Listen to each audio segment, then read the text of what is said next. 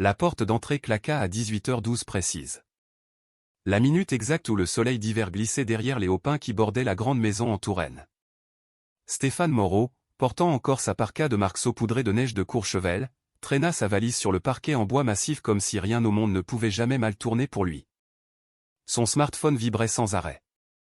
Chloé Girard, la femme avec qui il venait de passer Noël, lui envoyait déjà des cœurs, des selfies et une photo du verre de champagne qu'ils avaient partagé quelques heures plus tôt. Il eut un sourire suffisant. Il adorait quand la vie se pliait ainsi à ses désirs. L'argent, le pouvoir, une jeune maîtresse et une femme qui n'osaient jamais s'opposer à lui. Manon, aplatait-il nonchalamment, s'attendant à la réponse douce et hésitante qu'il avait pris l'habitude d'ignorer. Mais la maison était silencieuse. Pas le silence paisible d'un foyer chaleureux, mais le genre de silence froid et creux, comme si tout à l'intérieur avait cessé de respirer. Il entra dans le salon.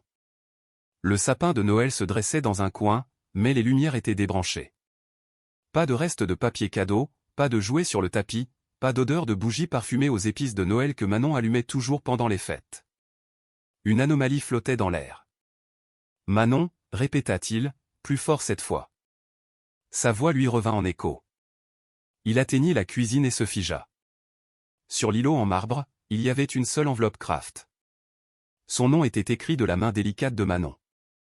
À côté se trouvait le renard en peluche préféré de Léo, celui sans lequel leur fils de 5 ans ne dormait jamais. L'estomac de Stéphane se serra pour la première fois depuis des années. Il ouvrit l'enveloppe lentement, avec négligence au début. Puis, frénétiquement. À l'intérieur, des papiers de divorce, une demande formelle de garde exclusive et un document certifié du tribunal indiquant que le nom de famille légal de leur fils avait été changé de Léo Moreau à Léo Leroy. Leroy, le nom de jeune fille de Manon. Il cligna des yeux. Sa respiration se bloqua. Ce devait être une erreur, une blague, un bluff, quelque chose qu'il pouvait effacer d'un coup de fil. Mais Manon ne bluffait pas. Pas la Manon qu'il contrôlait. Pas la Manon qu'il réduisait au silence. Pas la Manon qu'il avait laissée seule à Noël pendant qu'il murmurait des mensonges mielleux à une autre femme. Ses mains tremblaient alors qu'il attrapait son téléphone pour appeler Manon. Mais le numéro sonna une fois, 2 fois, puis tomba directement sur la messagerie vocale. Et c'est alors qu'il remarqua quelque chose qui lui avait échappé. Toutes les portes de placard dans le couloir étaient grandes ouvertes, vides. Manon ne l'avait pas quitté. Elle s'était volatilisée avec leur fils, et elle avait emporté son héritage, son nom et son pouvoir avec elle. Mais la partie que Stéphane ne savait pas encore, la partie qui allait le détruire, attendait encore dans la pièce voisine. Manon Leroy avait toujours traversé la vie discrètement, comme si elle craignait que le monde ne se brise si elle respirait trop fort. Ayant grandi dans un petit village en Auvergne avec à peine plus que des vêtements de seconde main et un carnet de croquis qu'elle emportait partout, elle avait appris très tôt que la survie signifiait se faire toute petite. Lorsque ses parents moururent dans un accident de la route alors qu'elle avait 19 ans, il ne lui restait personne. Pas de frères et sœurs, pas de famille élargie qui gardait le contact, juste des dettes, du chagrin et une valise usée. Elle rencontra Stéphane Moreau 2 ans plus tard lors d'un gala de bienfaisance d'entreprise. Elle travaillait pour l'équipe de l'événement, portant des plateaux de champagne qu'elle n'avait pas le droit de boire. Stéphane remarqua son sourire tranquille et sa voix douce. Il dit que cela lui donnait envie de la protéger. Elle le crut. Elle avait 21 ans, seule et en quête de stabilité. Le mariage avec un homme riche et confiant semblait être la sécurité, un foyer qu'elle n'avait jamais vraiment eu. Mais la sécurité se transforma en cage. Une fois mariée, Stéphane la retira lentement du monde. Elle abandonna ses cours de dessin, puis son emploi de serveuse dans un café, puis son travail d'illustratrice indépendante pour se concentrer sur la maison. Il disait que c'était parce qu'il gagnait assez pour eux deux. Sa famille la qualifiait de cas social qu'il essayait de réparer. Et Stéphane, toujours si calme en public, devenait brusque et impatient derrière les portes closes.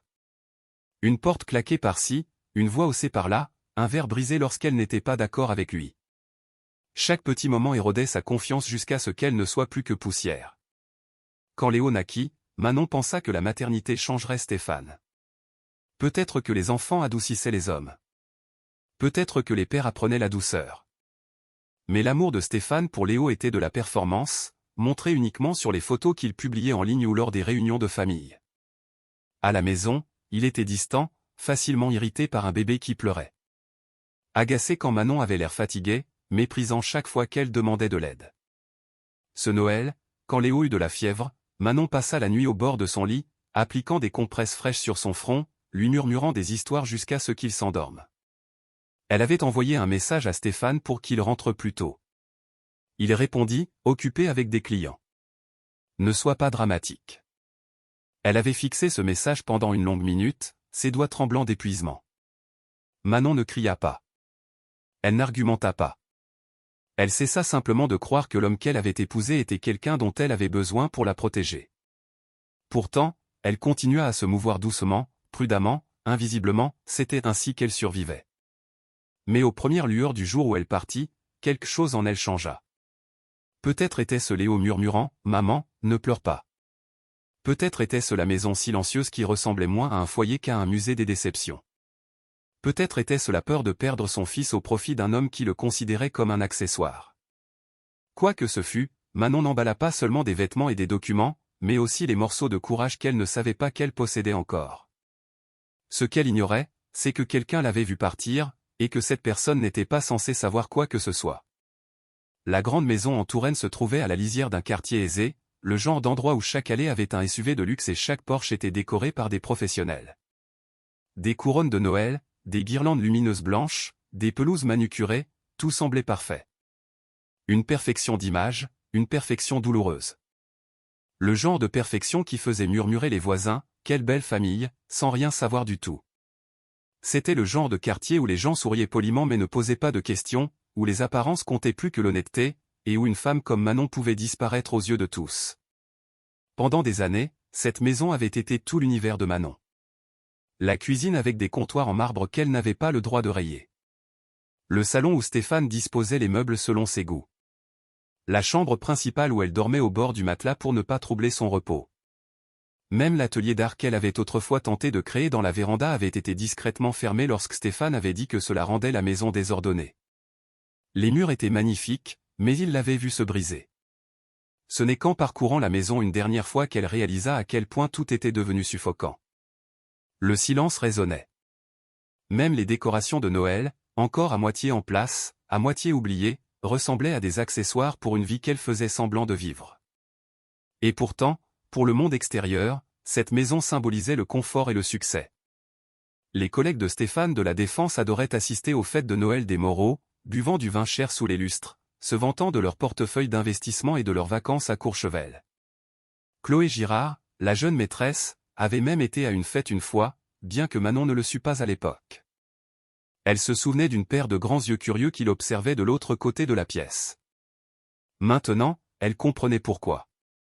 Mais la partie la plus dangereuse de ce décor n'était pas la richesse. C'était l'illusion. Les illusions peuvent cacher des ecchymoses qui ne sont pas physiques. Les illusions peuvent réduire au silence une femme qui n'a nulle part où aller. Et les illusions peuvent facilement convaincre les gens que le mari au sourire charmant est le bon et que la femme silencieuse est le problème. C'était le monde dans lequel Manon avait vécu. Et ironiquement, c'est ce même monde qui l'aida à partir. Parce que la richesse crée de la distance, et la distance crée des angles morts. Stéphane était si confiant dans son contrôle, si certain que Manon ne le défierait jamais, qu'il ne remarqua pas les petites choses. Ses vieux carnets de croquis emballés dans des sacs de course. Sa collecte des dossiers médicaux de Léo. Sa copie de documents sur une clé USB qu'elle cachait dans un livre pour enfants. Mais quelqu'un remarqua Manon alors qu'elle portait la dernière boîte à sa vieille Renault 4, le matin de sa fuite. Une silhouette de l'autre côté de la rue s'arrêta. Le docteur Lucas Dubois, qui vivait 3 maisons plus loin, chargeait des sacs de sport dans sa voiture. Il n'essayait pas de fouiner. Il vit simplement ce que personne d'autre ne se souciait de voir. Manon ne transportait pas de dons de Noël ou ne rangeait pas de décorations. Elle partait, seule, avec un enfant à moitié endormi dans ses bras. Et Lucas, qui avait vécu sa propre version du silence et du chagrin, sentit quelque chose se tordre brusquement dans sa poitrine. Il ne dit pas un mot ce matin-là, mais il deviendrait la seule personne que Stéphane ne s'attendait jamais à ce qu'elle est. Stéphane Moreau avait perfectionné l'art de la double vie. Pour le monde extérieur, il était le directeur financier discipliné avec le contrôle glacial d'un homme qui calculait toujours 5 coups à l'avance. Ses collègues admiraient sa précision, sa capacité à parler de chiffres comme de la poésie, et ses costumes impeccables qui s'accordaient avec les sols en marbre poli de son bureau de la Défense. Sa famille louait son leadership, sa détermination, son image impeccable. Il l'appelait l'avenir de l'héritage Moreau. Mais personne ne comprenait combien d'obscurité une image impeccable pouvait cacher. Stéphane aimait le contrôle comme d'autres hommes aimaient le whisky, doux, brûlant, addictif. Il aimait Manon, silencieuse, agréable, petite. Il aimait Léo, présent juste assez pour les photos, mais pas assez pour perturber sa vie. Et il aimait Chloé. Oh, il aimait Chloé d'une manière qu'il n'admettait pas pleinement, même à lui-même. Non pas parce qu'elle était belle ou jeune, mais parce qu'elle l'admirait comme Manon ne le faisait plus. Chloé riait de ses blagues, s'accrochait à son bras, le faisait se sentir puissant. Elle ne connaissait pas non plus le vrai Stéphane. Pas encore. Pendant des mois, Stéphane avait élaboré le récit parfait. Un mari dévoué piégé avec une femme fragile qui ne supportait pas le stress. Un père faisant de son mieux malgré l'instabilité émotionnelle à la maison. Il avait préparé l'histoire avec soin, la glissant dans des conversations avec des collègues, des amis, même ses propres parents. Il voulait que les gens croient que Manon s'effondrait, car si les choses tournaient mal, il lui fallait un méchant, et ce ne pouvait pas être lui. Chloé n'avait aucune idée qu'elle n'était pas la seule à être manipulée. Le voyage à Courchevel devait être parfait. Un fantasme hivernal avec des baisers au coin du feu, du chocolat chaud et une suite de luxe surplombant les montagnes. Chloé pensait que cela signifiait qu'il était sérieux à son sujet. Stéphane y voyait une récompense pour lui-même. Une petite célébration avant de mettre en œuvre un plan plus vaste à la maison. Parce que Stéphane ne voulait pas seulement se libérer de Manon. Il voulait Léo. Non par amour, mais par héritage. Un fils Moreau signifiait statut, tradition, pouvoir, et Stéphane refusait de laisser Manon gâcher Léo avec sa douceur et son indépendance. Il l'avait même dit à Chloé un soir en faisant tourner un verre de vieux whisky écossais dans leur suite.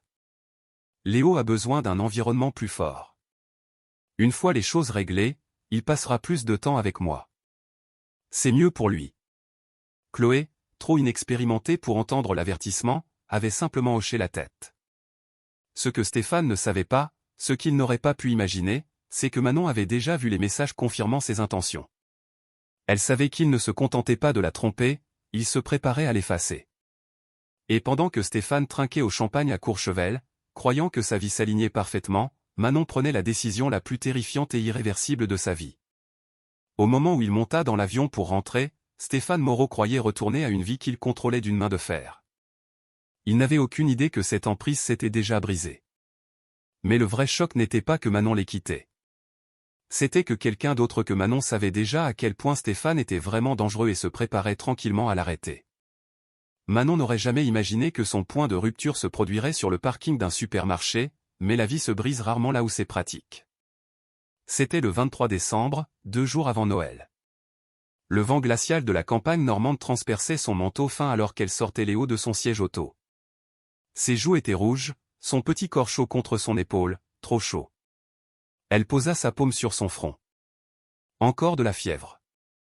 Elle vérifia son téléphone. Pas d'appel manqué, pas de message de Stéphane. Il était parti ce matin-là pour une réunion de fin d'année cruciale à Paris. Manon savait maintenant que c'était un mensonge. Elle ne savait pas encore qu'il était à Courchevel, mais elle sentait le mensonge quand même, comme un souffle froid sur sa nuque. À l'intérieur du magasin, Léo devint somnolent et collant. Manon se précipita dans les allées, attrapant des médicaments pour la fièvre des enfants et du bouillon. Ses mains tremblaient en poussant le chariot. Léo posa sa tête sur son épaule, gémissant doucement. Elle embrassa ses cheveux, murmurant « Tout va bien, mon bébé. Maman est là. » À la caisse, la caissière, une femme d'âge mûr aux yeux bienveillants, jeta un coup d'œil à Léo et demanda doucement « Il est malade ? Vous avez l'air d'avoir eu une longue journée, ma petite dame. » Manon sourit faiblement. Juste une fièvre, une longue semaine. La femme emballa ses courses délicatement, l'étudiant comme seuls les étrangers peuvent le faire, reconnaissant l'épuisement sans avoir besoin de toute l'histoire. Mais au moment où Manon sortit, son téléphone vibra. Elle se figea. Un texto d'une amie qui travaillait dans la même entreprise que Stéphane, quelqu'un qui avait vu quelque chose qu'elle n'était pas censée voir. « Tu vas bien ? Je pense que tu devrais voir ça. » En pièce jointe, une photo. Stéphane à Courchevel, une cheminée rougeoyant derrière lui, une suite de luxe, et Chloé blottie sous son bras, lui embrassant la mâchoire.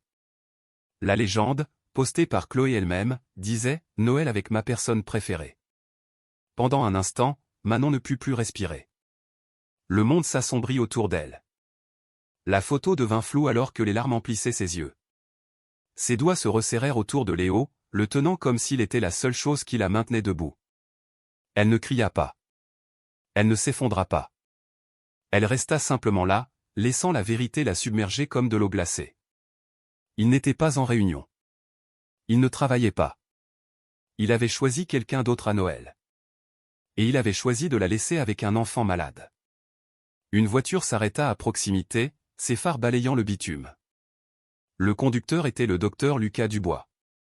Il s'était arrêté au magasin après son service, encore en blouse médicale bleu marine, l'épuisement lisible sur son visage. Il remarqua d'abord Manon, son immobilité, la façon dont Léo s'accrochait à elle, comment le vent la poussait comme si elle pouvait se briser. Puis il vit ses yeux. Brisés, silencieux, écarquillés d'une sorte de chagrin qu'il reconnut. « Manon » demanda-t-il prudemment. « Est-ce que ça va ?» Elle cligna des yeux, une seule larme glissant sur sa joue. « Pas vraiment » murmura-t-elle. Lucas s'approcha, sans la toucher, sans être indiscret, offrant simplement une présence. Le genre de présence qui n'a pas besoin d'explication. Et c'est sur ce parking, sous les lampadaires vacillants et un ciel brisé, que la première personne vit enfin la douleur de Manon et ne détourna pas le regard. La nuit après l'incident du supermarché semblait plus lourde que toutes les nuits que Manon avait vécues. La neige se pressait contre les fenêtres, le genre de neige qui recouvrait le monde de silence, comme pour la supplier d'écouter enfin son propre cœur. Léo dormait sur le canapé, enveloppé dans une couverture douce, sa fièvre baissant lentement après les médicaments et la soupe chaude. Manon était assise à côté de lui, une main sur son petit dos, sentant chaque inspiration et expiration comme une promesse fragile qu'elle devait protéger. Mais son esprit était loin d'être calme. Elle revoyait sans cesse la photo. Stéphane dans une suite de luxe, tenant Chloé avec le même bras qu'il enroulait autrefois autour d'elle. Les mots « Noël avec ma personne préférée » se gravaient dans sa mémoire comme une blessure qui ne voulait pas coaguler. Chaque inspiration faisait mal. Chaque expiration semblait voler. Elle pensait avoir déjà touché le fond dans son mariage. Mais maintenant, elle réalisait à quoi ressemblait la véritable trahison. Pas l'infidélité elle-même. Elle l'avait senti bien avant la photo. Non, la vraie trahison, c'était qu'il les laissait seuls avec un enfant malade à Noël et n'ait rien ressenti. À 2h07 du matin, Léo s'agita et gémit, tendant la main. Manon le prit sur ses genoux, le berçant doucement. Ses larmes tombaient doucement sur ses cheveux.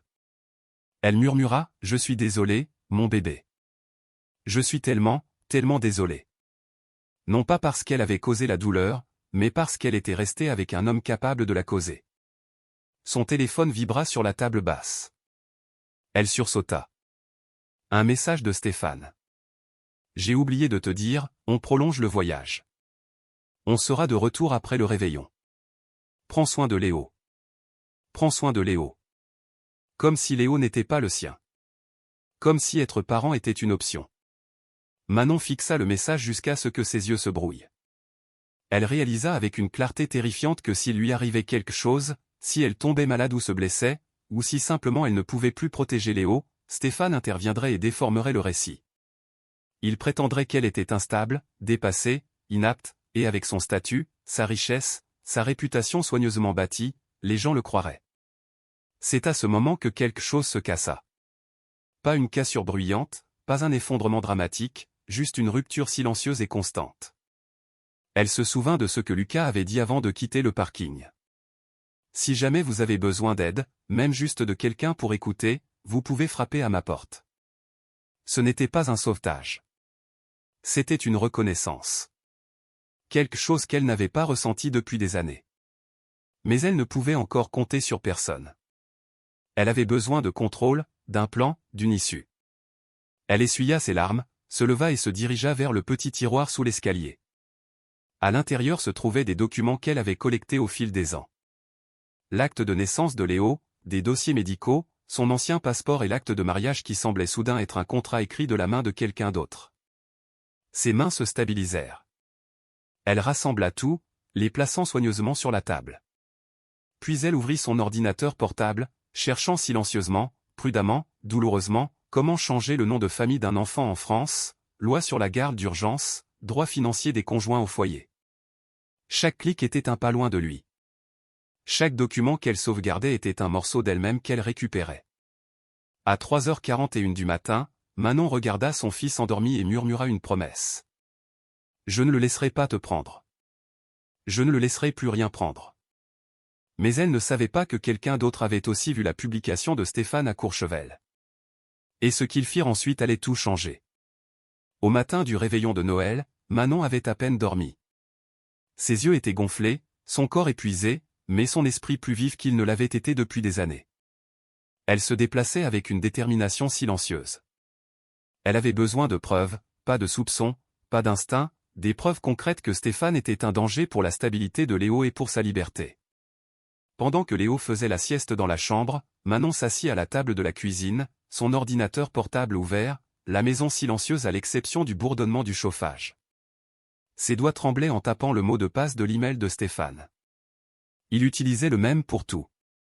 Son arrogance le rendait prévisible. En quelques secondes, elle fixait des mois de messages, de reçus de voyage, de confirmations d'hôtel, même un achat de bijoux chez Tiffany & Co. Qu'elle n'avait jamais reçu. Mais ensuite, elle trouva quelque chose de bien pire. Une chaîne d'emails transférés entre Stéphane et son père. Ligne d'objet, préparation pour la garde. Son cœur s'emballa.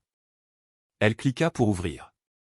Stéphane avait dit à son père qu'il était préoccupé par la stabilité émotionnelle de Manon et croyait qu'elle n'était pas équipée pour élever un enfant à long terme. Il voulait des conseils sur la manière de demander la garde une fois le moment venu.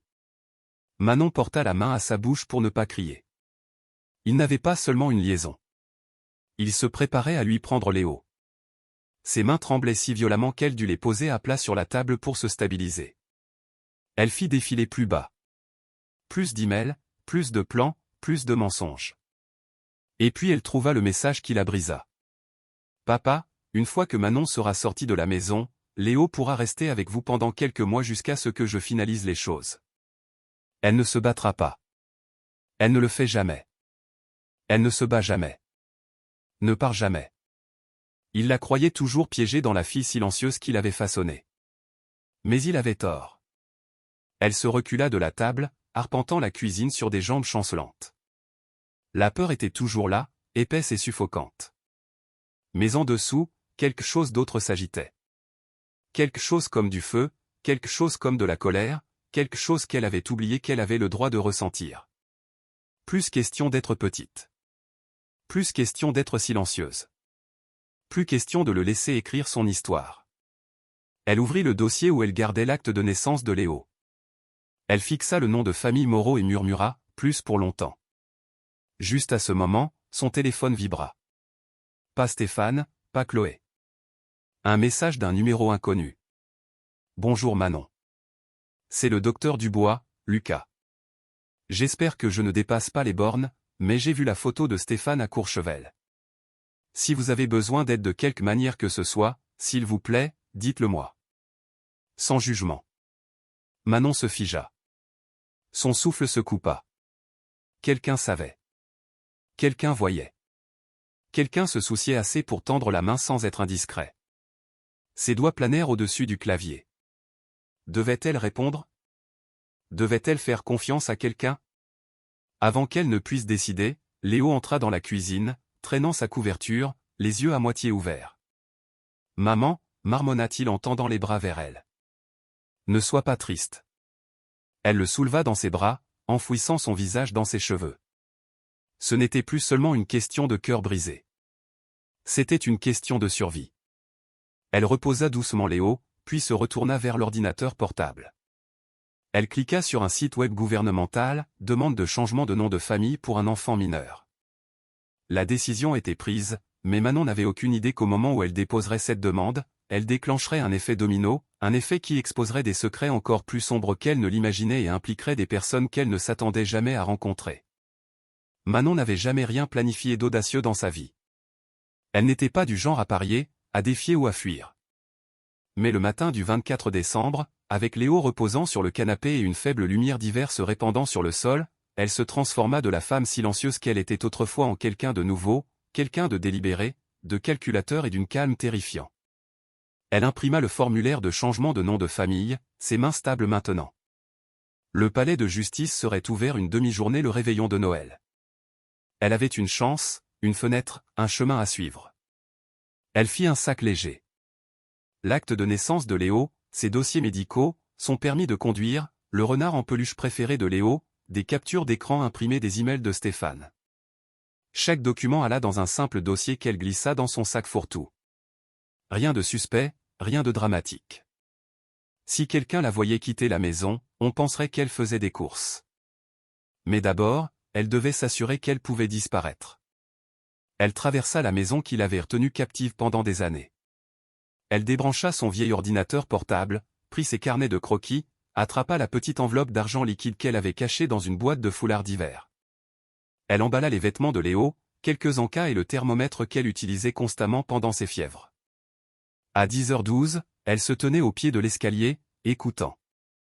Le silence, un silence qu'elle craignait autrefois, devenait maintenant son allié. Elle se murmura, « Ne regarde pas en arrière. » Mais bien sûr, elle le fit, une dernière fois. Les murs qui l'avaient autrefois piégée semblaient maintenant des témoins qui regardaient, approuvaient, la poussaient en avant. Elle se détourna brusquement avant que le doute ne puisse prendre racine. Elle habilla chaudement Léo et l'attacha dans son siège auto. Il la regarda avec ses yeux doux et confiants qui lui rappelaient exactement pourquoi elle faisait cela. « On va où, maman » demanda-t-il. « Dans un endroit plus sûr » murmura-t-elle. Elle prit les routes de campagne, évitant les rues principales où la famille de Stéphane pourrait la voir.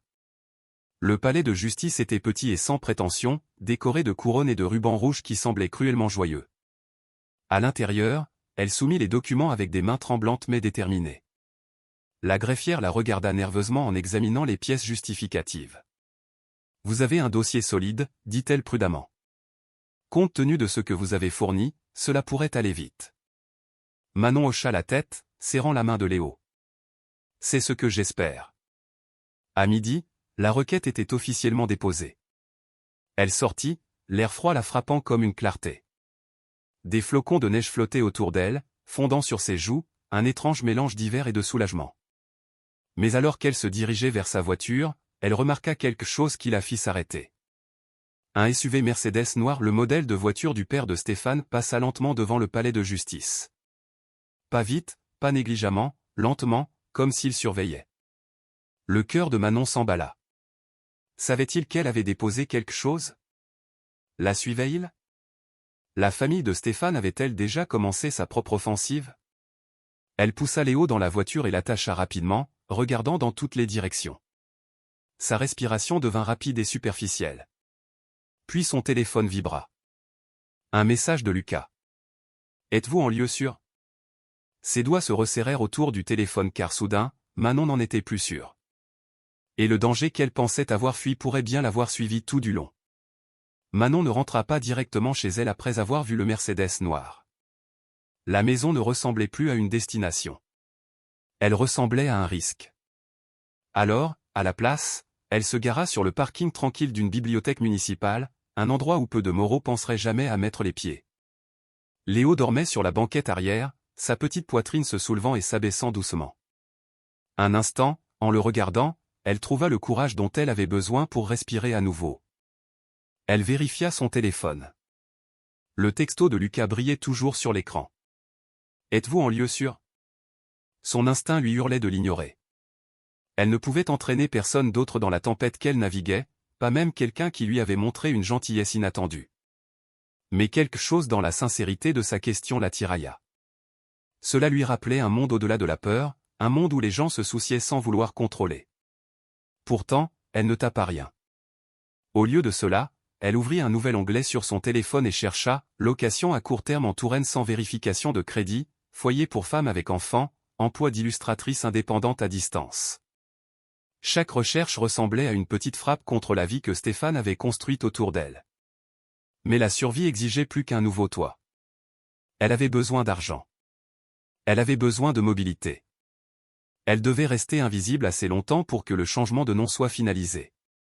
Elle plongea la main dans son sac et en sortit l'enveloppe d'argent liquide qu'elle avait secrètement économisée au fil des ans. De petites sommes qu'elle cachait chaque fois que Stéphane lui donnait de l'argent pour les courses. Ce n'était pas beaucoup, peut-être quelques centaines d'euros, mais c'était à elle, et ça devait suffire. Pourtant, il lui fallait encore une chose, un endroit où Stéphane ne penserait jamais à chercher. Ses yeux se posèrent sur le sac à dos de Léo par terre. À l'intérieur se trouvait un livre pour enfants, un de ceux qu'elle utilisait souvent pour cacher des documents. Mais aujourd'hui, elle le dépassa et sortit quelque chose qu'elle n'avait pas considéré depuis des années. Une vieille carte de visite de la propriétaire d'un atelier d'art avec qui elle avait passé un entretien avant que Stéphane ne la convainque qu'elle n'avait pas besoin de travailler. L'atelier était à 50 minutes de là. Elle composa le numéro. « Allô ?» répondit une voix chaleureuse. « Bonjour, c'est Manon Leroy. Je ne sais pas si vous vous souvenez de moi, mais... » « Oh, Manon. »« Oui, bien sûr. Est-ce que ça va ? Vous avez l'air secoué. » Manon déglutit. « J'ai besoin de travail. N'importe quoi. Et peut-être un coin pour m'installer quelques jours. » Il y eut une pause. Pas suspicieuse. Compatissante. « Passez, » dit la femme. « Tout de suite. On vous fera de la place. » L'espoir vacilla. Petit mais vivant. Elle démarra la voiture. Mais alors qu'elle quittait le parking, son téléphone vibra de nouveau. Un autre message. Pas de Lucas. Pas de quelqu'un dont elle voulait avoir des nouvelles. C'était Stéphane. « Manon, où es-tu ? Arrête de jouer. Je rentre plus tôt. » Son sang se glaça. Il revenait. Plus tôt que prévu, plus tôt qu'elle ne s'y était préparée. Elle appuya plus fort sur l'accélérateur, chaque nerf en alerte. Elle avait des heures, peut-être moins, avant qu'il ne découvre les documents, les tiroirs vides, la rébellion silencieuse qu'elle avait construite pièce par pièce. Mais ce que Manon ne savait pas, c'est que Stéphane n'était pas le seul à se diriger vers la maison. Quelqu'un d'autre surveillait les Moreau depuis bien plus longtemps qu'elle ne le réalisait. Au moment où Manon atteignit de nouveau la maison des Moreau, la neige tombait plus fort, recouvrant l'allée d'une fine couche vitreuse. Elle ne voulait pas entrer, mais elle n'avait pas le choix. Elle devait laisser une preuve. Une preuve qu'elle n'abandonnait pas le mariage dans la folie, mais qu'elle s'en échappait avec intention. Une preuve que le récit de Stéphane ne serait pas celui gravé dans la mémoire du tribunal. Léo dormait paisiblement sur la banquette arrière. Elle murmura « Reste là, mon cœur », lui embrassa le front et sortit dans le froid. Chaque pas vers la porte d'entrée semblait plus lourd. Chaque respiration avait le goût de la peur et de la liberté en même temps. À l'intérieur, l'air était immobile. Les lumières du sapin étaient débranchées, exactement comme Stéphane les avait laissées. La valise qu'il avait jetée sur le sol gisait, intacte. Son odeur, un mélange d'eau de Cologne chère et de cruauté silencieuse, flottait faiblement. Manon se déplaça rapidement. Sur l'îlot de la cuisine, elle disposa 3 choses. Les papiers de divorce signés par elle, avec des récits détaillés de négligence émotionnelle. Une copie certifiée de la demande de changement de nom de Léo, officielle, documentée, irréversible.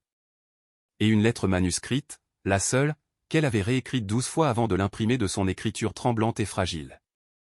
Elle la relut une dernière fois. « Stéphane, tu liras ceci et tu penseras que je suis faible. Tu l'as toujours pensé. Mais te quitter a nécessité plus de force que de rester ne l'a jamais fait. Léo mérite de l'amour, pas de la performance. Il mérite la sécurité, pas la stratégie. Il mérite un foyer, pas un héritage bâti sur la peur. Tu as passé des années à façonner une version de moi que tu pouvais contrôler. Mais pendant que tu étais à Courchevel à embrasser quelqu'un qui n'est pas ta femme, j'ai trouvé le courage de devenir quelqu'un d'autre. Quelqu'un qui choisit son enfant plutôt que tes attentes. Ne me contacte pas, sauf par voie légale. Ne viens pas nous chercher. La justice est déjà impliquée et chacun de tes pas sera enregistré. Ton absence ce Noël m'a donné la clarté dont j'avais besoin. C'est le dernier cadeau que je te ferai jamais. La vérité. Manon. Elle plaça la lettre soigneusement sur le dessus des documents et expira en tremblant, son souffle formant un nuage dans la pièce froide et sombre. Puis elle monta à l'étage. Les placards étaient vides. Ses vêtements, les jouets de Léo, ses carnets de croquis, les derniers vestiges d'une vie qu'elle s'était autrefois supplié de conserver intacte. Seules les affaires de Stéphane restaient, parfaitement alignées comme des soldats attendant des ordres. Avant de partir, elle fit quelque chose qu'elle n'aurait jamais imaginé faire. Elle entra dans le bureau de Stéphane, ouvrit ses tiroirs parfaitement alignés et prit des photos de chaque document. Relevé bancaire, email qu'il avait imprimé, dossier marqué, privé. Elle les enregistra sur une clé USB et la glissa dans la poche de son manteau. Une assurance pour le combat qu'il mènerait ensuite. Quand elle retourna à la voiture, l'allée était plus sombre, plus silencieuse. Léo ronflait doucement. Son innocence lui piqua les yeux. Elle boucla sa ceinture, démarra le moteur et murmura « C'est la dernière fois que nous appelons cet endroit notre maison ». Mais en s'éloignant, elle ne remarqua pas la berline grise garée un peu plus loin, la même qu'elle avait vue tourner plus tôt. Ses phares s'allumèrent quelques secondes après son départ. Quelqu'un la suivait, et il n'avait aucune intention de laisser Manon disparaître tranquillement. Manon conduisait sur les routes de campagne sombres de Touraine, les deux mains agrippées au volant. La neige dérivait sur le pare-brise comme de minuscules fantômes, chacun brouillant les contours du monde qu'elle laissait derrière elle. Léo dormait dans son siège auto, serrant son renard en peluche, inconscient de la tempête, littérale et émotionnelle, qui faisait rage autour de lui. Mais Manon ne pouvait se défaire du sentiment que la vraie tempête n'était pas derrière elle. Elle la suivait. Elle vérifia son rétroviseur pour la 10e fois en 5 minutes. La voilà de nouveau. La même berline grise. Pas trop près, pas trop loin. Juste là, comme une ombre refusant de se détacher. Sa poitrine se serra. Elle ne pouvait pas appeler le 17. Pas encore. Pas tant qu'elle ne saurait pas si c'était vraiment une menace ou son traumatisme qui s'emparait de son imagination. Elle ne voulait pas déclencher une chaîne d'événements qu'elle ne pourrait pas contrôler. Pas quand tout dépendait de se déplacer discrètement. Respire, se murmura-t-elle. Réfléchis, réfléchis. L'atelier d'art était à 30 minutes maintenant. Son esprit parcourait les scénarios. Stéphane enverrait-il quelqu'un après elle? Son père? Chloé? La famille Moreau avait de l'argent, de l'influence, des relations et l'habitude de faire disparaître les problèmes. Mais il sous-estimait Manon. Il l'avait toujours fait. Un virage approchait, un virage serré à droite qui menait à une petite station-service rurale en bordure de la ville. Elle mit son clignotant. La berline mit le sien aussi. Son pouce accéléra.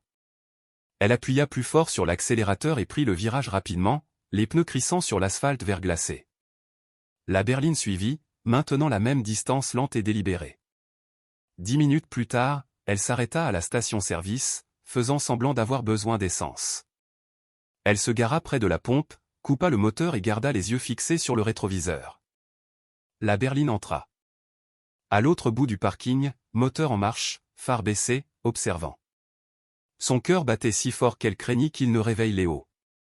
Elle attrapa son téléphone avec des doigts tremblants, non pas pour appeler Stéphane, jamais lui, mais pour envoyer un texto à la seule personne qui lui avait tendu la main sans rien demander en retour. Elle tapa rapidement. « Lucas, je crois qu'on me suit. » Son doigt plana au-dessus du bouton d'envoi. Elle hésita. La confiance était une chose fragile. Elle n'avait pas l'habitude d'en avoir. Mais ensuite, elle se souvint du regard dans les yeux de Lucas au supermarché, l'inquiétude silencieuse de quelqu'un qui comprenait la brisure parce qu'il avait vécu la sienne. Elle appuya sur envoyer. Presque instantanément, les points de frappe apparurent. « Lucas, où es-tu? » »« Reste dans ta voiture. »« J'arrive. » Une respiration tremblante quitta ses lèvres. Le soulagement se mêla à la peur, car même si Lucas l'atteignait, même s'il la croyait, même s'il l'aidait, et si le danger n'était pas à l'extérieur? Et s'il était plus proche? La porte de la berline s'ouvrit. Une silhouette en sortit. Grande, large d'épaules, portant un manteau à capuche, se dirigeant vers sa voiture. Lentement, délibérément. Le sang de Manon se glaça. Elle verrouilla les portes, attrapa instinctivement la main de Léo et murmura « S'il vous plaît, mon Dieu, pas maintenant ». La silhouette atteignit le bord des lumières de la station-service, le visage toujours caché, puis une deuxième voiture tourna brusquement sur le parking, ses phares fendant l'obscurité. La voiture de Lucas. Et au moment où il ouvrit sa porte, tout changea. La voiture de Lucas n'était même pas complètement arrêtée qu'il en sortit, le vent glacial fouettant son manteau derrière lui. Son regard se fixa instantanément sur la voiture de Manon, son visage terrifié illuminé par les faibles lumières de la station-service, puis sur la silhouette encapuchonnée qui se dirigeait vers elle. « Et » cria Lucas, sa voix plus tranchante que Manon ne l'avait jamais entendue. « Reculez !» L'homme encapuchonné s'arrêta net. Pendant une seconde, personne ne bougea. La neige tombait au ralenti, s'accumulant sur les épaules des trois adultes comme une couche d'effroi. Manon serra la petite main de Léo, sa poitrine si violemment comprimée qu'elle crut qu'elle allait s'évanouir. Chaque cellule de son corps hurlait « Danger !» La silhouette encapuchonnée expira, un long nuage de buée dérivant dans l'air. Puis, lentement, délibérément, il leva les deux mains comme pour montrer qu'il n'était pas armé. « Calmez-vous, » dit l'homme. Sa voix était basse, stable, étrangement familière.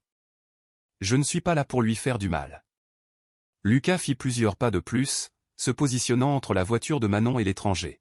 « Alors, qu'est-ce que vous faites à la suivre sur des routes de campagne la nuit ?» Le cœur de Manon battait la chamade alors que l'homme tendait la main et abaissait sa capuche.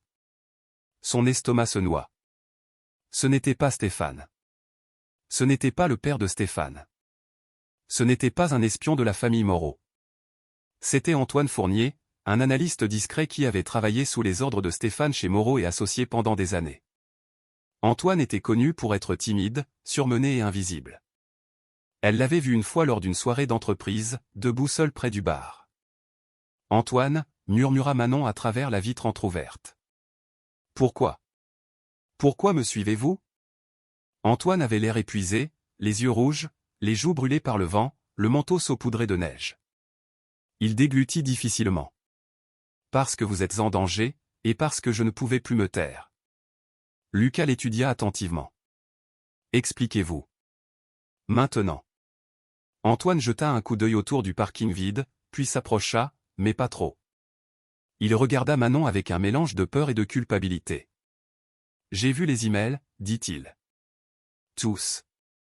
Les plans de Stéphane, l'implication de son père, la stratégie de garde, les mensonges qu'il propage sur vous à l'entreprise. » Le pouls de Manon s'emballa. « Vous avez lu ces emails » Antoine hocha la tête. « Je n'essayais pas d'espionner. Stéphane en a envoyé un à la mauvaise chaîne le mois dernier. Il a paniqué, m'a crié dessus, m'a fait le supprimer, mais j'ai sauvegardé une copie sur un disque privé. J'ai peur de lui depuis des années, Manon. Il détruit les gens discrètement. Les carrières, les réputations, les familles. » Les poings de Lucas se serrèrent. « Pourquoi la suivre ? Pourquoi ne pas appeler ? » « Parce que Stéphane sait que vous êtes parti, » murmura Antoine. « Il est rentré plus tôt. Il est allé à la maison et a vu les documents. Il a appelé ses parents. Ils sont furieux. Il mobilise tout, avocat, enquêteur privé. Il déglutit. Il vient chercher Léo. Ce soir. » Le souffle de Manon se coupa comme un couteau dans la poitrine. Antoine continua, la voix brisée maintenant. « Je vous ai suivi parce que je savais que vous ne seriez pas en sécurité à la maison. Je voulais vous avertir avant qu'il ne vous rattrape. » Lucas s'approcha de la fenêtre de Manon. « Ouvrez la porte, dit-il doucement. Vous ne conduirez nulle part seul. Pas ce soir. » Manon déverrouilla la porte avec des doigts tremblants. Léo se réveilla en murmurant « Maman ». Elle le prit dans ses bras, sa voix tremblante. « C'est bon, mon bébé. Maman est là. » Mais ses yeux restèrent sur Antoine. « Il arrive maintenant » murmura-t-elle. Antoine regarda par-dessus son épaule vers l'autoroute sombre derrière eux. « Oui, et il est plus proche que vous ne le pensez. » Et Lucas ne perdit pas une seconde. Il se déplaça avec l'énergie vive et décisive d'un homme qui avait déjà fait face à des urgences. Jamais une comme celle-ci. « Manon, montez dans ma voiture, » dit-il fermement. « Je conduis. Antoine, prenez sa voiture et suivez-nous. On ne peut pas la laisser ici. Stéphane tracera la plaque en quelques minutes. » Manon hésita, serrant Léo plus fort. « Manon, » dit doucement Lucas, croisant son regard. « Vous n'êtes pas en sécurité dans cette voiture. Vous et Léo, restez avec moi. Quelque chose dans sa voix, une certitude stable qu'elle n'avait entendue de personne depuis des années, la fit hocher la tête. Elle transféra rapidement Léo, sa couverture et son sac dans le SUV de Lucas. Antoine se glissa sur le siège conducteur de sa Renault 4, ses mains tremblant en ajustant les rétroviseurs. Juste au moment où Lucas tournait la clé dans le contact, le grondement sourd d'un moteur résonna sur le parking verglacé. Le cœur de Manon sombra. Un SUV noir, vitres teintées, roulant vite, trop vite. Lucas inspira brusquement. C'est lui. La voiture de la famille Moreau. Celle que Stéphane conduit quand il veut de l'intimité. Lucas passa en marche arrière et recula si vite que la neige gicla derrière eux. Manon serra Léo contre sa poitrine, murmurant « C'est bon, mon bébé. Maman est là. Maman est là. » Le SUV noir rugit sur le parking. Stéphane ne prit même pas la peine de se garer. Il dérapa jusqu'à s'arrêter près des pompes, les phares aveuglant comme des lampes d'interrogatoire. Manon se baissa instinctivement, mais Stéphane avait déjà vu le véhicule de Lucas. « Accrochez-vous » marmonna Lucas. Il appuya sur l'accélérateur, sortant en trombe du parking et retournant sur la route. Les pneus accrochèrent juste assez pour qu'il puisse bondir en avant. Antoine suivait de près dans la Renault 4 de Manon. Manon osa jeter un coup d'œil en arrière. Le SUV de Stéphane sortit du parking quelques secondes plus tard. Il les poursuivait. Sans hésitation, sans peur, juste de la détermination. La même détermination glaçante qu'elle avait lue dans ses emails. Lucas gardait une main sur le volant, l'autre stable sur le levier de vitesse.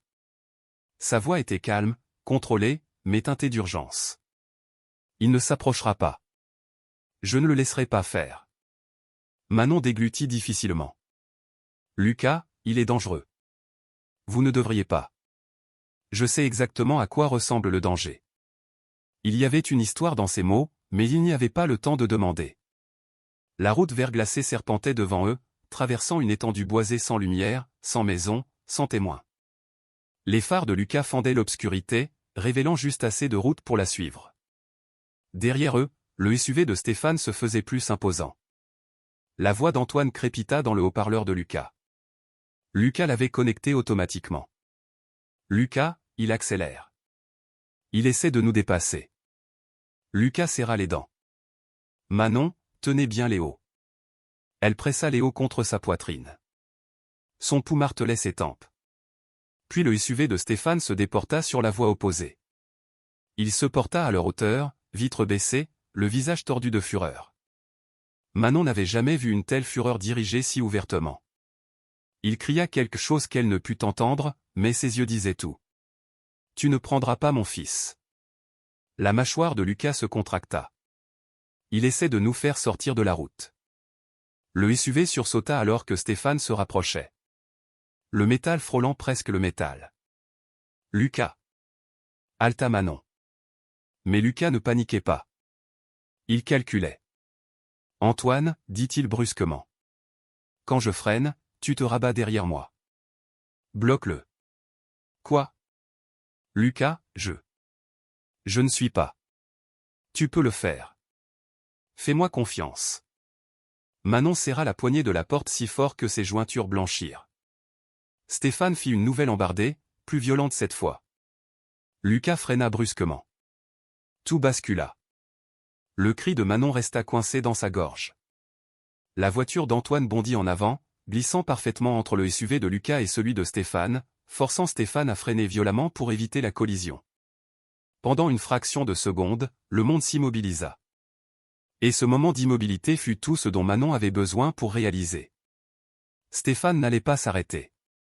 Pas avant d'avoir de nouveau Léo entre ses mains. Et pas avant de l'avoir complètement détruite. La manœuvre soudaine d'Antoine leur acheta de précieuses secondes, mais des secondes étaient tout ce qu'ils avaient. Lucas appuya sur l'accélérateur dès que le SUV de Stéphane recula, les pneus patinant sur l'asphalte verglacé avant de finalement accrocher. Manon tenait Léo si fort qu'il gémit, mais elle ne pouvait pas desserrer ses bras. Pas ce soir. Pas tant que la rage de Stéphane griffait leurs lunettes arrière comme un monstre refusant d'être laissé pour compte. La voix de Lucas était profonde, stable. On est presque à la sortie. Il y a une vieille route de service qui arrive. Il ne saura pas qu'elle existe. Comment le savez-vous? Murmura Manon. Parce que je la prenais quand j'habitais par ici. Faites-moi confiance. Sa confiance était la seule chose qui l'empêchait de s'effondrer complètement. Derrière eux, Stéphane se remit plus vite que prévu. Son SUV fit une embardée violente, se redressant avec un grondement de moteur. Les phares s'intensifièrent. Il revenait, plus vite, plus imprudent, plus désespéré. La voix tremblante d'Antoine crépita dans le haut-parleur. « Lucas, il accélère. Il va essayer de nous doubler tous les deux. » La mâchoire de Lucas se contracta. « Pas si je prends le virage avant qu'il ne le voie. » Manon ferma les yeux, murmurant « S'il vous plaît, s'il vous plaît. » Puis elle le sentit. Lucas ralentissant, mais à peine. Ses mains se resserrèrent sur le volant alors qu'il scrutait les arbres. Finalement, il la repéra. Une brèche étroite, presque invisible dans la lisière de la forêt, enfouie sous la neige. « Accrochez-vous » prévint-il. Il donna un coup de volant sec à droite.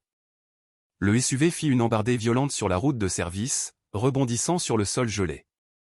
Des branches raclèrent les côtés comme des doigts squelettiques. Manon cala la tête de Léo contre son épaule alors que la voiture avançait en cahotant. Antoine suivit, dérapant plus qu'il ne tournait, mais il réussit à se placer derrière eux. Stéphane, non.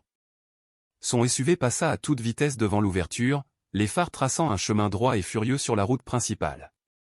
Il n'avait pas vu le virage. Du moins, pas encore. Lucas coupa les phares. S'il fait demi-tour, il ne nous repérera pas. Ils s'enfoncèrent plus profondément dans les arbres jusqu'à ce que la route tourne derrière un vieil abri de service abandonné. Lucas arrêta doucement le SUV, la poitrine se soulevant légèrement pour la première fois. Silence, obscurité, respiration. La neige tapotant doucement sur le pare-brise. Manon laissa enfin échapper un sanglot tremblant, non pas de peur, mais du choc d'être encore en vie.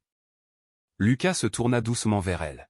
« Vous êtes en sécurité pour le moment, mais on ne peut pas rester ici longtemps. » Antoine s'arrêta derrière eux et sortit en titubant de la Renault 4 de Manon, glissant sur la glace en courant vers la fenêtre de Lucas.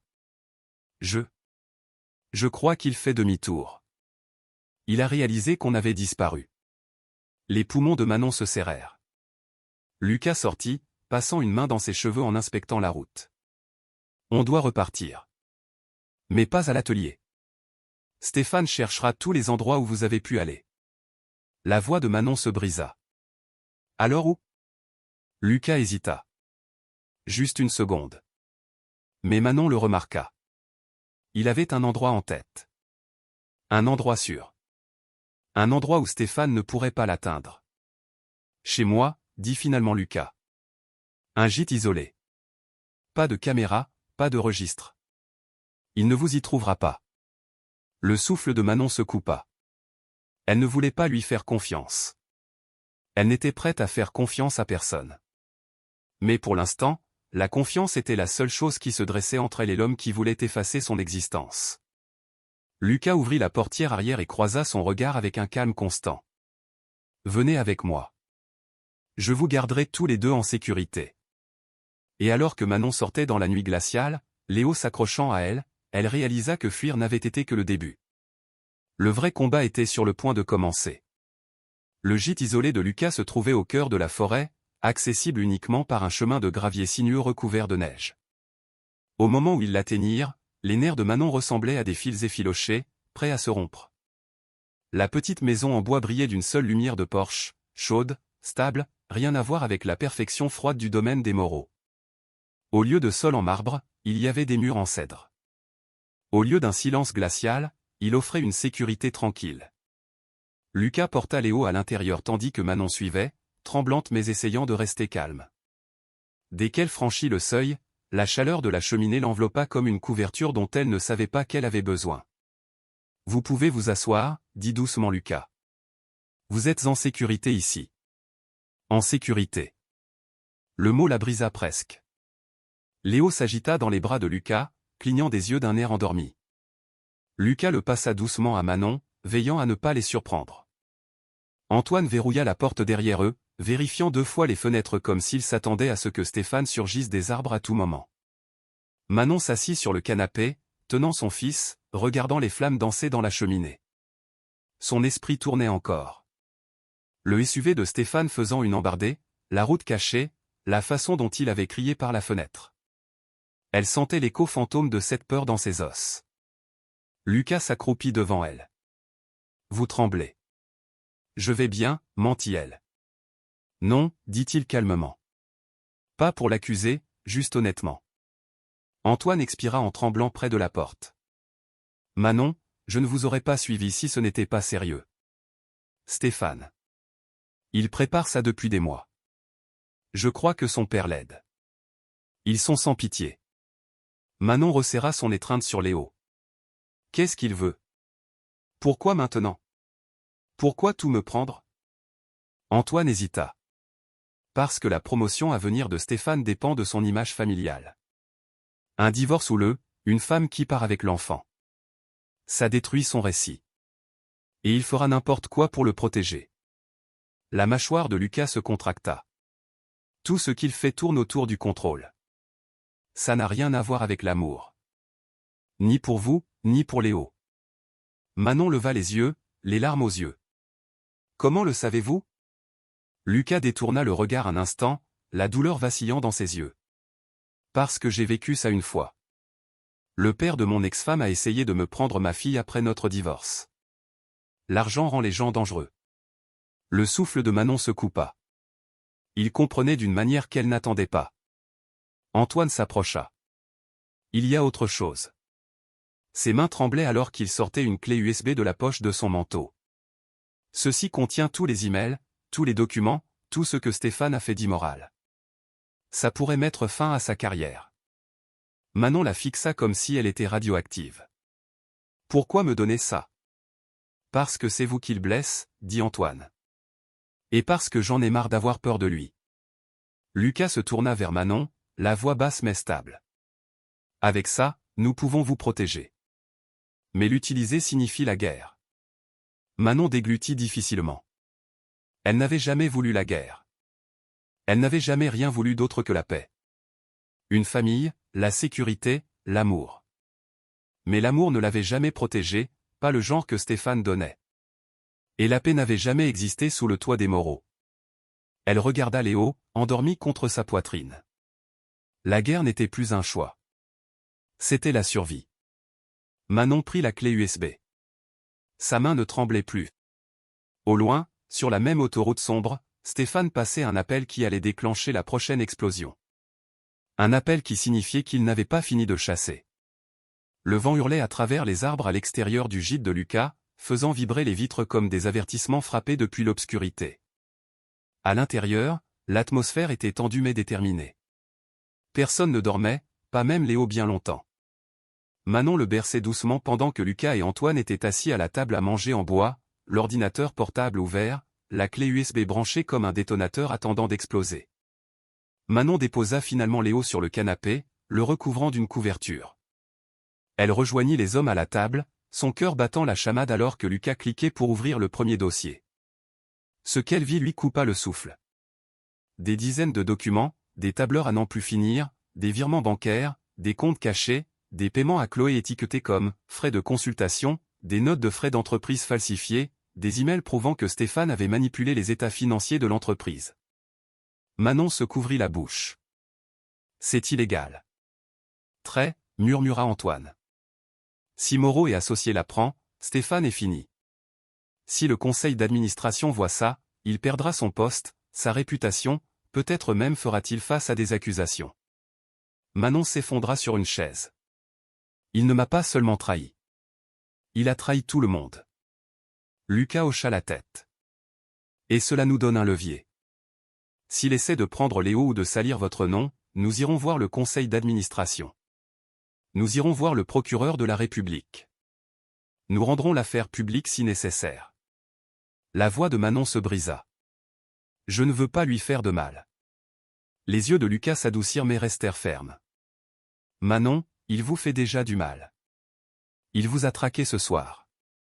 Il vous aurait fait sortir de la route sans hésitation. Il ne s'agit pas de vengeance. Il s'agit d'arrêter un homme dangereux. Antoine baissa les yeux, la culpabilité sur son visage. Il m'a menacé le mois dernier. A dit que si jamais je parlais contre lui, il m'effacerait professionnellement. C'est pourquoi je suis resté silencieux jusqu'à maintenant. Manon tendit la main, touchant la main tremblante d'Antoine. Merci d'avoir dit la vérité. Mais sa gratitude fut transpercée par la peur lorsque Lucas ouvrit un dernier dossier intitulé « Préparation garde ». À l'intérieur se trouvaient des ébauches de déclarations affirmant que Manon était émotionnellement instable, sujette à des crises, incapable d'élever Léo seul. Il y avait même un faux rapport d'incident que Stéphane avait prévu de soumettre, affirmant que Manon avait une fois laissé Léo sans surveillance, chose qui n'était jamais arrivée. Sa main vola vers sa poitrine, le souffle court. Il allait me détruire. Il pense toujours qu'il le peut, dit Lucas. Ce qui signifie que nous devons agir avant qu'il ne frappe à nouveau. Manon regarda vers la fenêtre. La forêt à l'extérieur, sombre et indifférente. Elle réalisa que ce n'était pas seulement un combat juridique. C'était une guerre psychologique. Stéphane la croyait prévisible, fragile, cassable. Il ne réalisait pas que la femme silencieuse qu'il avait façonnée avait disparu. Mais les mots suivants de Lucas la glacèrent. Il y a quelque chose que vous devriez savoir. Stéphane a passé un appel après nous avoir perdus sur la route. Il a appelé quelqu'un nommé Nicolas. Ce nom vous dit-il quelque chose? Manon se figea. Nicolas Moreau. Le cousin de Stéphane, un détective privé, spécialisé dans le suivi des affaires familiales. Son sang se glaça. Lucas continua. Si Stéphane fait appel à Nicolas, il vous traquera. Il vous trouvera, à terme. Sauf si. Sauf si quoi? Murmura Manon. Lucas la regarda avec une résolution ferme. Sauf si nous frappons les premiers. Manon déglutit. Vous voulez dire l'exposer? Pas encore, dit Lucas. Nous devons construire quelque chose d'hermétique, d'indéniable. Et ensuite, nous ferons choisir Stéphane. Partir, ou tout perdre. Manon baissa les yeux sur Léo, endormie, petite et paisible. Ce n'était plus une femme qui fuyait. C'était une mère qui se préparait à se battre. Mais de l'autre côté de la ville, Stéphane reçut un appel de Nicolas. Et les mots qu'il entendit allaient transformer cette bataille en une explosion. Stéphane Moreau se tenait sur le bord de l'autoroute sombre, la neige tourbillonnant autour de lui comme des cendres d'une vie en feu qu'il refusait d'admettre lui échappait. Son souffle sortait en bouffées dures alors qu'il tenait son téléphone à l'oreille, arpentant le bord de son SUV avec l'intensité d'un homme dont l'ego venait d'être publiquement blessé. « Nicolas, dis-moi que tu as quelque chose », lança-t-il. À l'autre bout, Nicolas Moreau, son cousin, un détective privé connu pour être froid, efficace et sans scrupules, parla avec un calme troublant. J'ai suivi son téléphone un moment. Elle a désactivé les services de localisation, mais avant, elle s'est arrêtée près d'une station-service, puis plus rien. Elle a disparu des radars. La mâchoire de Stéphane se contracta. Elle n'a pas pu aller loin. Elle n'est pas seule, continua Nicolas. J'ai vu une autre voiture se déplacer avec la sienne, un SUV sombre. Le sang de Stéphane ne fit qu'un tour. Lucas. Il cracha le nom comme un poison. Ce médecin croit qu'il peut jouer au héros. Il la surveillait. Je lui avais dit qu'il était un problème. Je lui avais dit. Nicolas le coupa. Stéphane, écoute. Manon a contacté un palais de justice aujourd'hui. Je récupère les registres, mais... Une longue pause. Elle a déposé quelque chose. Chaque muscle du corps de Stéphane se bloqua. Qu'est-ce qu'elle a déposé? Je ne peux pas encore le confirmer. Trouve, aboya Stéphane, la voix craquant de rage. Il y eut une autre pause. C'était une requête pour changer le nom de famille de Léo. Stéphane sentit le monde basculer. Pendant une fraction de seconde, son souffle se figea. Mon fils, murmura-t-il. Elle a changé le nom de mon fils. Elle a déposé la requête. Si elle est traitée. Je me fiche de ce qu'il faut faire, gronda Stéphane. Je veux qu'on la retrouve. Elle n'a pas le droit de disparaître avec mon enfant. Elle n'a pas le droit de m'effacer. Nicolas expira brusquement. Stéphane, avant de faire quoi que ce soit, d'y réfléchit. Y réfléchit? Elle a volé mon fils. Légalement, elle ne l'a pas fait. Pas encore. Mais si tu pousses trop fort, tu pourrais empirer les choses. Surtout si elle a des preuves. Stéphane arrêta brusquement de faire les 100 pas. Des preuves? Quelles preuves? Nicolas hésita. Et dans cette hésitation, Stéphane comprit. Elle a quelque chose, dit lentement Stéphane. Qu'est-ce qu'elle a vu, Nicolas? Je ne sais pas, admit Nicolas. Mais elle a pris des documents de la maison. Et Stéphane, quelqu'un de ton bureau l'a peut-être aidé. L'estomac de Stéphane se tordit. Antoine. Ça devait être Antoine. L'analyste timide qui fixait toujours Manon trop longtemps lors des fêtes de bureau. Celui que Stéphane harcelait parce qu'il était faible. Celui que Stéphane avait sous-estimé. Sa poigne se resserra sur le téléphone. Elle ne s'en tirera pas comme ça. Stéphane, je suis sérieux. Elle croit qu'elle peut me quitter. Elle croit qu'elle peut prendre Léo. Elle croit qu'elle peut salir mon nom. Je lui prendrai tout avant qu'elle ne me prenne quoi que ce soit. Le ton de Nicolas devint plus froid. Alors tu devras être intelligent. Fini de la pourchasser comme un adolescent jaloux. Tu veux retrouver Manon? Tu veux récupérer Léo? Alors laisse-moi travailler. Stéphane ravala sa fureur. Fais-le. Et Stéphane, encore une chose, ajouta Nicolas. Manon ne fuyait pas à l'aveuglette. Quelqu'un la protège. Les yeux de Stéphane se plissèrent. Qui? Quelqu'un qui sait exactement comment démanteler des hommes comme nous. La ligne fut coupée. Stéphane fixa son reflet dans la vitre de la voiture, les yeux vifs, le visage tordu, les mains tremblantes. Quelqu'un l'aidait. Quelqu'un construisait un bouclier autour d'elle. Quelqu'un transformait Manon Leroy en une femme qu'il ne pouvait plus contrôler. Ses lèvres se retroussèrent en un sourire froid et terrifiant. Alors je les détruirai tous les deux. Le lendemain matin, le monde à l'extérieur du gîte de Lucas était une nappe blanche, calme, intacte, trompeuse dans sa tranquillité. À l'intérieur, l'air était épais de tension alors que les trois adultes attendaient la tempête qu'ils savaient imminente. Manon avait à peine dormi. Chaque fois que Léo s'agitait à côté d'elle, elle se réveillait en sursaut, convaincue que des phares allaient balayer les fenêtres du gîte. Elle se leva avant l'aube, arpentant le petit salon, les bras enroulés autour d'elle-même. Lucas préparait du café, l'odeur riche remplissant la pièce, ancrant la panique qui lui griffait la poitrine. « Vous devez manger, dit-il doucement. »« Je ne peux pas, murmura-t-elle. »« Vous devez garder vos forces. » Manon leva les yeux, rouge mais déterminée. « Pensez-vous qu'il nous trouvera ?»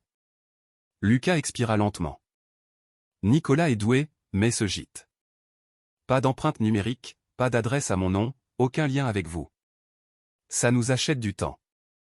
Du temps. Pas la sécurité, mais du temps. » Antoine était assis au bord du canapé, se tordant nerveusement les mains. Il avait l'air encore plus effrayé que la veille à la station-service. Stéphane est imprévisible quand il est acculé. Il va intensifier les choses. Lucas hocha la tête. C'est exactement pourquoi nous devons finaliser votre stratégie de protection. Il y avait 4 piles de documents. Les preuves financières qui pourraient détruire la carrière de Stéphane. Les preuves pour la garde prouvant sa manipulation et sa négligence émotionnelle. Les témoignages qu'Antoine était en train de rédiger. Un plan de sécurité si Stéphane se présentait. Manon fixa les papiers. Je ne voulais pas que ma vie ressemble à ça. La voix de Lucas s'adoucit. Personne ne le veut. Mais vous n'êtes plus seul. Léo sortit de la chambre d'un pas ensommeillé, serrant son renard en peluche. Maman. Manon le prit dans ses bras, le pressant contre elle. Je suis là, mon cœur. Pendant un instant, cela ressembla à une vraie famille. Lucas les regardant avec une tendresse silencieuse. Antoine offrant un sourire nerveux. Le feu crépitant en arrière-plan. Mais le moment se brisa avec un seul son. Un craquement sec dans les bois, puis un autre. Antoine sursauta.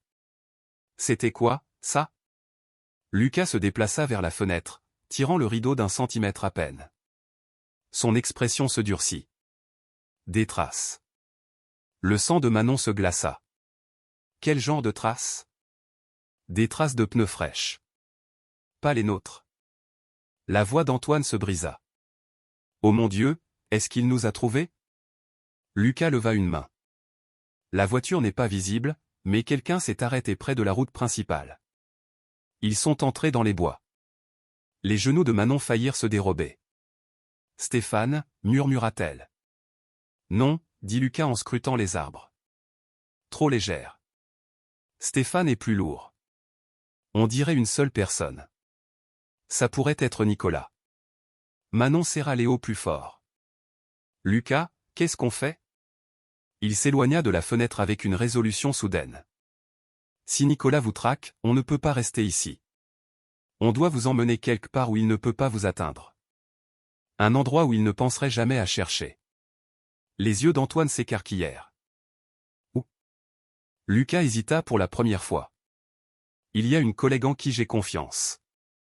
Une juge. À la retraite. Elle vit isolée dans le Massif central. Personne ne connaît son adresse et elle me doit une faveur. » Manon déglutit difficilement. « Une juge ? Oui. Elle peut aider à accélérer vos protections de garde. » Léo tira sur la manche de Manon. « Maman, on repart encore ?» Elle embrassa son front. « Oui, mon bébé. Maman doit te garder en sécurité. » Lucas attrapa ses clés. « Emballez tout. On part dans 5 minutes. » Mais avant que quiconque ne puisse bouger, une ombre passa devant la fenêtre. Tous les trois se figèrent. Lucas murmura, à peine audible. « On n'a plus le temps. » Pendant une fraction de seconde, personne dans le gîte ne bougea. Ni Lucas, ni Antoine, ni Manon avec Léo tremblant dans ses bras. L'ombre à l'extérieur s'accrochait à la fenêtre comme une tache, s'étirant longuement sur le porche. La neige continuait de tomber, étouffant le son, épaississant l'effroi jusqu'à ce qu'il semble que l'air lui-même pourrait se fissurer. Lucas leva un doigt vers ses lèvres. Silencieux. Il bougea le premier, lent, contrôlé, chaque membre tendu. Il se dirigea vers la porte, attrapa le tisonnier de la cheminée avec sa main gauche et fit signe à Manon de se retirer plus profondément dans le gîte. Manon recula, serrant Léo, son cœur battant un tambour violent dans sa poitrine. Antoine murmura en tremblant, « Lucas, et si c'est Stéphane ?» La mâchoire de Lucas se contracta. Stéphane n'approcherait pas silencieusement. Il entrerait en force. Il montra la fenêtre. Celui-ci observe. Manon sentit la glace s'installer dans ses os. Nicolas. Lucas ne contredit pas. Une autre ombre se déplaça devant la fenêtre, plus proche cette fois, plus délibérée. Antoine paniqua, attrapant une poêle à frire comme si c'était une arme. « On appelle la gendarmerie ?» Manon secoua la tête instantanément. « Si on les appelle, ils vérifieront les plaques. Si la famille de Stéphane est impliquée, ils sauront exactement où nous sommes. » Lucas lui jeta un regard en arrière, impressionné par sa clarté malgré la peur. « Elle a raison. On gère ça nous-mêmes. Mais on doit gagner du temps. » Il s'approcha de la porte, se tenant juste hors de vue de la fenêtre étroite. « Manon, la salle de bain, deuxième porte à gauche. Cachez-vous là avec Léo. Verrouillé. » Manon n'argumenta pas. Elle se dépêcha dans le couloir, Léo s'accrochant à son cou. À l'intérieur de la petite salle de bain, elle s'assit par terre, le tenant près d'elle. Léo murmura, « Maman, c'est un monstre ?» Sa voix trembla alors qu'elle embrassait ses cheveux. « Non, mon cœur. C'est juste quelqu'un qui ne sait pas qu'il ne peut pas nous faire peur. » Mais ses mains tremblaient. Dehors, le porche craqua sous des pas qui s'approchaient. Antoine laissa échapper un léger hoquet de terreur. Lucas inspira lentement et régulièrement. Puis il agit. Il ouvrit la porte d'un coup sec. Le souffle d'air glacial se précipita à l'intérieur avec une grande silhouette emmitouflée dans un manteau d'hiver. La capuche de Nicolas tomba alors qu'il trébuchait en avant, clairement surpris que la porte s'ouvre si brusquement. Lucas tenait le tisonnier levé. Reculez. Maintenant. Nicolas se remit rapidement, plus vite que Lucas ne l'avait prévu. Il se redressa, eut un sourire narquois et leva les deux mains nonchalamment. « Eh bien, dit doucement Nicolas. Ça m'épargne des ennuis. Je pensais que j'allais devoir défoncer la porte. » La voix d'Antoine se brisa. « Nicolas, laissez-nous tranquilles. » Le regard de Nicolas balaya la pièce et s'attarda sur le couloir où Manon avait disparu. Son sourire s'élargit, vicieux. Elle est là. Lucas se plaça entre Nicolas et le couloir. Vous ne l'emmènerez pas, ni Léo. Nicolas rit doucement. Tu es chirurgien, Lucas, pas un soldat. Ses yeux se posèrent sur le tisonnier. Et tu es en infériorité numérique. Lucas ne sia pas. Peut-être. Mais tu avances d'un pas et je te garantis que tu n'atteindras pas l'autoroute. La tension devint épaisse. Dangereuse. Nicolas déplaça son poids, se préparant à bondir. Puis le bruit d'un moteur rugit à l'extérieur. Des phares balayèrent la fenêtre. Des pneus dérapèrent sur la neige. Quelqu'un d'autre était arrivé. L'expression de Nicolas passa de suffisante à surprise. Parce que le véhicule à l'extérieur n'était pas celui de Stéphane. Et ce n'étaient pas les forces de l'ordre. C'était quelqu'un que personne n'attendait et dont l'arrivée allait renverser toute la bataille.